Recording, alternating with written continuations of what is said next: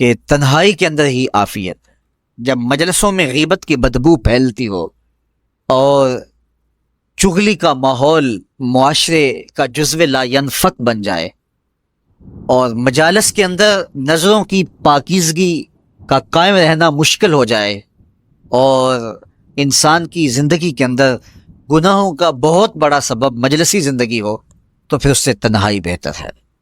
حضرت شاہ نقشبند بخاری فرماتے ہیں کہ فقیر کے لیے سب سے اچھی جگہ اللہ کا گھر مسجد ہے، یا کسی کامل صالح شخص کی صحبت ہے، اور یا پھر تنہائی ہے۔ چوتھی جگہ ہلاکت کے علاوہ اور کچھ نہیں ہے۔ ہمیں اپنے کاروبار میں، اپنے معاملات میں، اپنی ملازمتوں میں جانے کی تلقین کی گئی تو وہاں یہ تلقین کی گئی کہ دیر سے جاؤ جلدی واپس آ جاؤ، اور مسجد میں جاتے ہوئے تلقین کی گئی کہ جلدی جاؤ اور دیر سے واپس آؤ۔ لیکن ہم مسجد کے دروازوں پہ جب دور موجود میں رش دیکھتے ہیں کہ لوگ بہت جلدی نکلنا چاہتے ہیں، حتیٰ کہ کندھوں سے کندھے ٹکرا رہے ہوتے ہیں کہ جلدی سے باہر نکل جائیں، حالانکہ وہ عافیت کی جگہ ہے، 2 منٹ زیادہ بھی ہو جائیں تو کوئی حرج نہیں ہے۔ اور ایسے لوگوں کو بھی نکلنے میں جلدی کرتے ہوئے دیکھا ہے کہ لگتا تو یہ تھا کہ شاید یہ انہوں نے کسی ضروری کام پہ جانا ہے، لیکن باہر نکل کے بازار میں پھٹے پہ بیٹھے تھے اور مسجد سے نکلنے کی جلدی بہت تھی۔ تو مسجد میں جلدی جاؤ اور دیر سے واپس آؤ، اور بازار میں دیر سے جاؤ اور جلدی واپس آؤ، لیکن ہمارے رویے اس کے برعکس ہو گئے۔ تو تنہائی میں عافیت ہے، خاموشی میں عافیت ہے، اور بھوک میں عافیت ہے، اور یہ ساری چیزیں روزے میں میسر ہیں۔ فرمایا تم سے اگر کوئی شخص الجھے، بحث کرے، لڑائی کرنا چاہے تو تم اسے کہو انی صائم، میں نے روزہ رکھا ہوا ہے۔ اسی طرح جو ہے وہ روزے سے آپ کو یکسوئی ملے گی، قرآن مجید کی تلاوت کا ماحول ہوگا اور تم بھوک کاٹو گے، اور یہ تینوں چیزیں تمہارے نفس کو کمزور کرنے والی ہیں۔ شیطان بند گیا، نفس کمزور ہو گیا، اور جب نفس کمزور ہو گیا، کمزور ہوتا ہے یہ نفس، مرتا نہیں ہے۔ یہ تو کوئی ہے باج فقیراں کسے نہیں ماریا، باہو ظالم چور اندر دا، یہ اندر والا چور جو ہے وہ اتنی آسانی سے قابو آتا ہی نہیں ہے، یہ پھر سر اٹھا لیتا ہے۔ اس کو جتنا کچلو یہ کچھ عرصے کے بعد تھوڑی سی خوراک ملتی ہے تو پھر سر اٹھا لیتا ہے۔ حضرت بایزید بستامی کہتے ہیں میں نے اپنے نفس کو ایک دن کہا کہ میں تجھے خوراک بھی نہیں دیتا اور تو پھر بھی موٹا تازہ ہے، تو میرے نفس نے مجھے کہا کہ اے بایزید جب تم بازار سے گزرتے ہو تو لوگ انگلیاں اٹھا اٹھا کہتے ہیں یہ بایزید جا رہا ہے، یہ بایزید جا رہا ہے، تو مجھے میری غذا اور خوراک اس سے مل جاتی۔ تو یہ خوراک ہوتی ہے نفس کی۔ تو نفس بہت ظالم ہے اور اس ساری زندگی اس سے لڑتے ہوئے گزرتی ہے۔ وہ کسی نے کہا تھا نا تمام عمر طوفان سے کھیلتے گزری، نیا کے ڈوبنے کا ڈر بھی رہا۔ تو یہ ساری زندگی اس طرح ٹکراتے ہوئے سے گزرتی، لیکن جب کمزور ہو جائے تو پھر یہ شیطان کو جو ہے وہ موقع نہیں دیتا ہے۔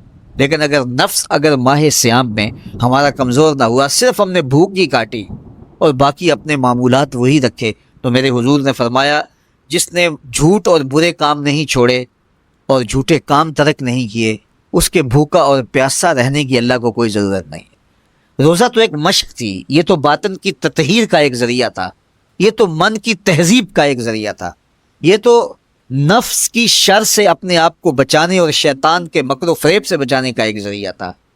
دیکھیے شیطان بند جاتا ہے ماہ صیام میں، حدیث واضح ہے، لیکن نفس موجود رہتا ہے۔ اگر نفس کمزور ہو گیا تو شیطان چھٹ کے بھی کچھ نہیں کرے گا، کیونکہ شیطان باہر کا دشمن ہے، نفس اندر کا دشمن۔ جب تک اندر والا دشمن ساتھ نہیں دیتا، باہر والا دشمن کچھ نہیں کر سکتا۔ ہمارے دیہاتوں میں چوری ہو جائے تو بوڑھے بزرگ سر جوڑ کے بیٹھ جاتے ہیں کہ چور کہاں سے آیا، کیسے آیا، تو ایک نقطے پہ سارے متفق ہوتے ہیں کہ اندر کا کوئی بھیتی ضرور موجود ہے۔ اگر اندر کا کوئی بھیتی موجود نہیں ہے تو چور باہر سے آ کے حملہ آور ہو ہی نہیں سکتا ہے۔ تو شیطان باہر کا چور ہے، نفس اندر کا بھیتی ہے، اور اگر یہ اندر والا باہر والے کا ساتھ نہ دے تو شیطان انسان پر حملہ آور ہو ہی نہیں سکتا۔ اس لیے اس کو قابو کر لیں، اس کو رام کر لیں، تاکہ شیطان چھٹنے کے باوجود بھی جو ہے وہ ہمارے اوپر حملہ آور نہ ہو سکے۔ ورنہ وہ تو پیچ و تاب کھا رہا ہے کہ یہ جو تم نمازیں پڑھتے ہو، سروں پہ ٹوپیاں تم نے پہنی ہیں اور بڑے شریف بن کے مسجد میں جا رہے ہو، ذرا چھٹ لوں عید کے دن ہی جو ہے وہ تمہارا سارا کیا دھرا برباد نہ کیا تو مجھے شیطان نہ کہنا۔ تو وہ سب کچھ برباد کر دیتا ہے اگر ہمارے نفس کی تہذیب نہیں ہوتی۔ تو یہ اللہ نے ایک ہمیں موقع دیا ہے، پورا 1 مہینہ ہے، ایک ورکشاپ ہے باطن کی تطہیر کے لیے اور ایک اندر کی پاکیزگی کے لیے ہمیں ایک موقع فراہم کیا گیا ہے، اور اس سے ہم بھرپور فائدہ حاصل کریں قرآن مجید کی کثرت کے ساتھ تلاوت، صلاۃ التراویح میں شمولیت اور خاموشی کا اختیار کرنا، اور جو ہے وہ اللہ کے ذکر فکر کی طرف متوجہ رہنا اور بھوک کاٹنا، اس کا عملی نتیجہ یہ ہوگا کہ اتقاء کی دولت نصیب۔ دیکھیے ماہ صیام میں ہمیں ان کاموں سے بھی روک دیا گیا جو کہ کام جائز تھے، کھانا پینا اور جو ہے وہ اپنی منکوحہ سے جنسی تعلق، یہ تو وہ امور تھے کہ جو جائز تھے، مشروع تھے، لیکن اوقات روزہ میں ان جائز کاموں سے بھی ہمیں روک دیا گیا۔ اس فلسفے کو ہمیں سمجھنا ہوگا کہ جو کام شریعت میں جائز تھے، مشروع تھے، روزہ ان سے بھی رک جانے کا نام ہے، اور جو چیزیں شریعت میں جائز ہی نہیں ہیں، جھوٹ بولنا ہے، غیبت کرنا ہے، بد نگاہی ہے اور دیگر برے اعمال ہیں، تو یہ چیزیں تو روزہ نہ بھی ہو پھر بھی ناجائز ہیں۔ تو جو چیزیں جائز تھی روزے میں ان سے بھی منع کر دیا گیا، اور جو چیزیں ناجائز ہیں تو اگر کوئی شخص ان چیزوں سے نہیں رکتا تو پھر اس نے روزہ کیا رکھا؟ ایک بندہ بھوک کاٹتا ہے لیکن جھوٹ بولتا ہے، ایک بندہ پیاس کاٹتا ہے لیکن غیبت کرتا ہے، ایک بندہ صبح سے شام تک نہ کچھ کھاتا ہے نہ کچھ پیتا ہے لیکن رشوت لیتا ہے، پھر مجھے بتائیے اس نے روزہ کیا رکھا؟ روزہ تو ایک مشق تھی کہ جو چیزیں جائز تھی ان سے بھی منع کر دیا گیا، ان سے بھی روک دیا گیا، اور جو ناجائز تھی وہ تو پہلے ہی ناجائز تھی، روزے کے بغیر بھی ناجائز تھی۔ تو اس لیے روزہ ایک مشق ہے، ہمارے سامنے مرغن غذا موجود ہے، ہمارے پاس سامنے ٹھنڈا مشروب موجود ہے، اور ہمیں مشق کرنے کی تلقین کی گئی کہ تمہیں بھوک ہے، شدت کی پیاس ہے، لیکن صبر کر کے دکھاؤ تم نہیں لوگے، یہ تمہاری مشق ہے۔ تو پھر جو حرام ہوگا، اللہ کی طرف سے ممنوع ہوگا، تو اس کو تم کس طرح لوگے جب تمہاری یہ مشق ہو چکی؟ لیکن ہم اس مشق کے اندر ہی جب ان سے نہیں رکیں گے تو پھر ہمارا روزہ ہی نہیں ہوگا، پھر بھوک اور پیاس کاٹنے کے علاوہ کچھ نہیں ہوگا۔ بہت سارے روزہ دار ایسے ہیں جن کا روزہ سوائے بھوک اور پیاس کاٹنے کے کچھ نہیں۔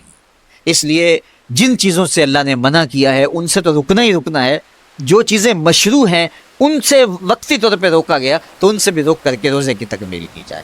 اچھا، روزے میں ایک اور چیز ہے کہ ہمارے صوفیاء مراقبہ کر کے ایک دولت پاتے ہیں، اور وہ کیا کہ اللہ دیکھ رہا ہے۔ وہ مراقبے میں بیٹھ جاتے ہیں اور اس تصور میں ڈوب جاتے ہیں کہ میرا اللہ مجھے دیکھ رہا ہے، اور یہ یقین اپنے اندر اتارتے رہتے ہیں۔ اس کا نتیجہ یہ ہوتا ہے کہ پھر گناہ کرنا مشکل ہو جاتا ہے۔ یہ تصور جب بندے کے ساتھ جڑ جاتا ہے کہ میرا اللہ مجھے دیکھ رہا ہے۔ ماہ صیام میں یہ دولت اللہ بانٹ دیتا ہے، جو مراقبے سے صوفیاء حاصل کرتے ہیں، اللہ تعالیٰ اس دولت کو اہل ایمان پہ چھڑک دیتا ہے۔ کڑکتی دھوپ، برستی گرمی، زبان کانٹا، ہونٹ خشک، ٹھنڈا پانی دستیاب، دروازہ مکفل، کوئی دیکھنے والا بھی نہیں ہے، لیکن بندہ ایک گھونٹ بھی نہیں پیتا، وضو کرتے بھی احتیاط کرتا ہے کوئی قطرہ حلق سے نیچے نہ اتر جائے، کیونکہ میرا اللہ مجھے دیکھ رہا ہے۔ جو چیزیں صوفیاء کو مراقبے سے نصیب ہوتی ہیں، ماہ صیام میں اللہ اس دولت کو بانٹ دیتا ہے، چھڑک دیتا ہے، بارش کی طرح وہ دولت برستی ہے، اور یہ تصور ہمارے ساتھ جڑ جاتا ہے کہ میرا اللہ مجھے دیکھ رہا ہے۔ ہم پانی نہیں پیتے، اللہ دیکھ رہا ہے، مرغن غذائیں موجود ہیں کہ اللہ دیکھ رہا ہے۔ تو میں یہ پوچھتا ہوں کہ ہم کھانا نہیں کھاتے کہ اللہ دیکھ رہا ہے، ہم پانی نہیں پیتے کہ اللہ دیکھ رہا ہے، لیکن جب رشوت لے رہے ہوتے ہیں اللہ اس وقت نہیں دیکھتا؟ جب نظر بھٹک رہی ہوتی ہے اللہ اس وقت نہیں دیکھتا؟ جب خیال بہک رہا ہوتا ہے اللہ اس وقت نہیں دیکھتا؟ جب سوچوں میں آوارگی آتی ہے اللہ اس وقت نہیں دیکھتا؟